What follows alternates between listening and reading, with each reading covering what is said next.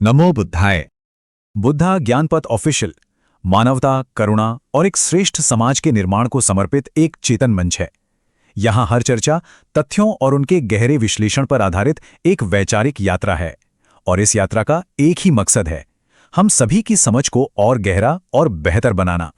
इतनी गंभीर और बौद्धिक परिचर्चा आप सुन रहे हैं बुद्धा ज्ञानपथ ऑफिशियल पर। हमारे साथ बने रहें। आज की इस पूरी पड़ताल के अंत में एक प्रश्न आपके सामने रखा जाएगा जो आपको चिंतन की और भी गहरी परतों में ले जाएगा। तो चलिए देखते हैं कि आज की ये पड़ताल हमें कहाँ ले जाती है। इसे समझने के लिए हम अपनी यात्रा को 5 हिस्सों में बांटेंगे। सबसे पहले हम कैलाश के उस रहस्यमय विरोधाभास को छुएंगे। फिर हम तथागत के मूल दर्शन की जड़ों तक चलेंगे, जहां से सारी बात शुरू होती है। इसके बाद धम्म की हिमालयी यात्रा को देखेंगे कि कैसे भूगोल ने विचारों को एक नया रूप दिया। फिर हम प्रतीकों के उस गहरे रूपांतरण की गुत्थी सुलझाएंगे और आखिर में इस नतीजे पर पहुंचेंगे कि कैसे बाहरी रूप भले ही बदल जाए, पर सत्य का सार हमेशा वही रहता है। तो चलिए अपनी इस वैचारिक यात्रा के पहले पड़ाव पर चलते हैं। कैलाश, एक रहस्यमयी विरोधाभास। ये वो जगह है जहां आस्था की 2 महान धाराएं मिलती तो हैं, पर अपने साथ एक बहुत गहरा सवाल भी खड़ा करती हैं। देखिए, जब भी कैलाश पर्वत का नाम आता है तो मन में एक ही तस्वीर बनती है। भगवान शिव का निवास, ब्रह्मांड का केंद्र, तप और वैराग्य की सबसे ऊंची चोटी। ये मान्यता बहुत गहरी है, सदियों पुरानी है। लेकिन एक और महान परंपरा बौद्ध धम्म कैलाश को उतना ही पवित्र मानती है। उनके लिए ये चक्र समघर का निवास है, ध्यान का सबसे बड़ा केंद्र है। अब एक ही पर्वत पर 2 इतनी गहरी आस्थाओं का संगम, यहीं से एक बड़ा वैचारिक विरोधाभास जन्म लेता है, जो हमें सोचने पर मजबूर कर देता है।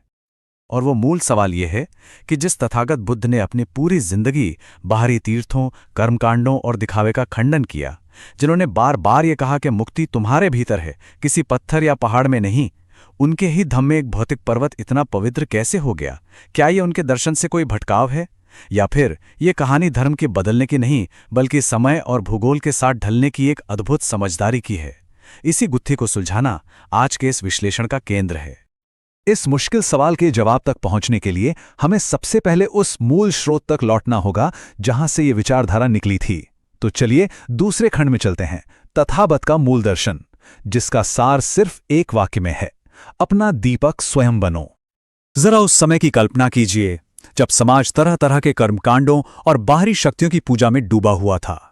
उस दौर में तथागत बुद्ध ने 45 साल तक मगध, कौशल और वैशाली की धूल भरी सड़कों पर पैदल चलकर एक क्रांतिकारी विचार दिया। उनका संदेश बिल्कुल साफ था, अप दीपो भाव, यानी अपनी मुक्ति के लिए किसी बाहरी शक्ति या किसी जगह पर निर्भर मत रहो। शांति और सत्य तुम्हारे ही अंदर हैं, तुम्हारे अपने शुद्ध चित्त में।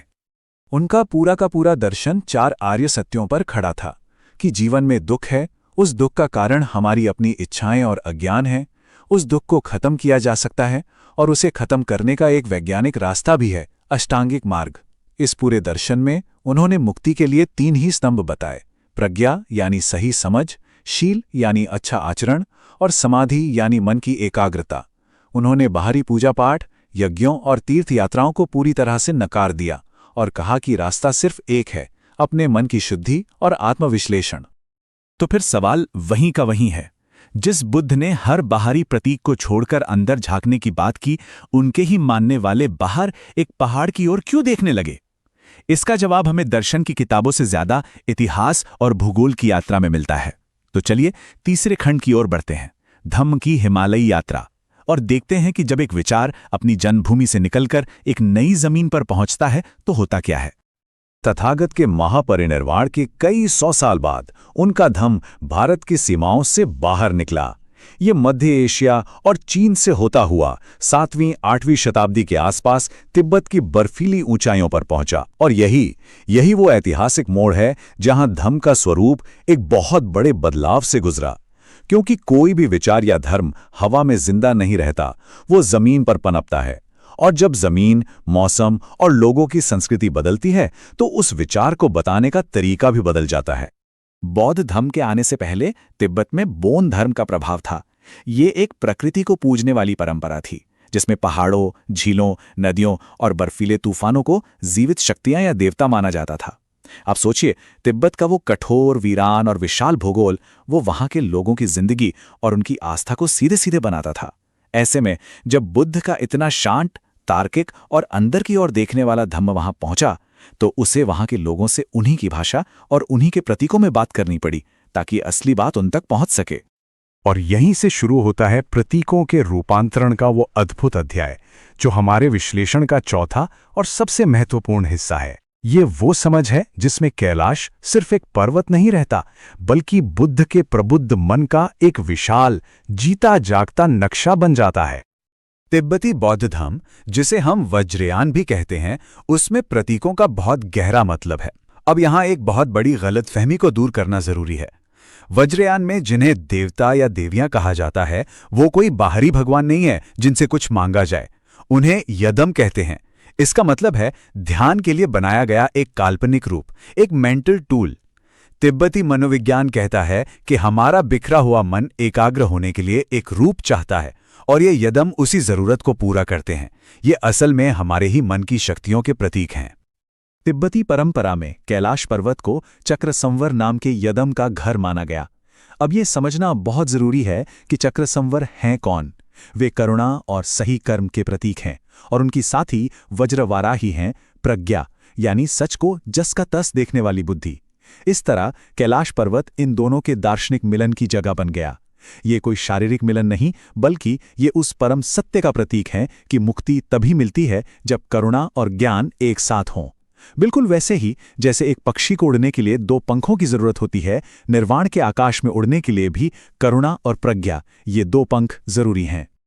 इसीलिए तिब्बती बौद्धों के लिए कैलाश सिर्फ पत्थर और बर्फ का एक पहाड़ नहीं है, ये एक विशाल जीवित मंडल है, बुद्ध के जागृत मन का एक जीता जागता नक्शा। ये एक ऐसा प्रतीक है जो शून्यता के गहरे सिद्धांत को पहाड़ की ठोस सच्चाई से जोड़ता है और हमें दिखाता है कि निर्वाण कोई दूर का सपना नहीं, बल्कि इसी दुनिया में पाया जाने वाला सच है। और ये गहरी समझ हमें हमारी चर्चा के आखिरी और सबसे अहम नतीजे पर ले आती है कि रूप बदला पर सार वही रहा। रास्ते अलग हो सकते हैं, बताने के तरीके अलग हो सकते हैं, लेकिन मंजिल एक ही है। इसे एक सीधे सादे उदाहरण से समझते हैं। भारत की गर्म जमीन पर तथागत ने सीधी तार्किक भाषा में कहा, अपने अहंकार को, अपनी इच्छाओं को जड़ से खत्म करो। ये एक सीधा उपदेश था। लेकिन जब यही संदेश तिब्बत के बर्फीले पठारों पर पहुंचा, तो वहां की प्रतीकों वाली भाषा में कहा गया, चक्र संवर के उग्र रूप का ध्यान करो और ये महसूस करो कि तुम्हारा अहंकार उस यदम की आग में जलकर राख हो रहा है। बात एक ही है, अहंकार का नाश। बस कहने का तरीका और सांस्कृतिक माध्यम बिल्कुल बदल गया। और यही इस पूरे विश्लेषण का सार है। भाषा बदली, प्रतीक बदले, कला का रूप बदल गया, लेकिन चित्त की शुद्धि, अहंकार का नाश और निर्वाण का अंतिम लक्ष्य वो जरा सा भी नहीं बदला।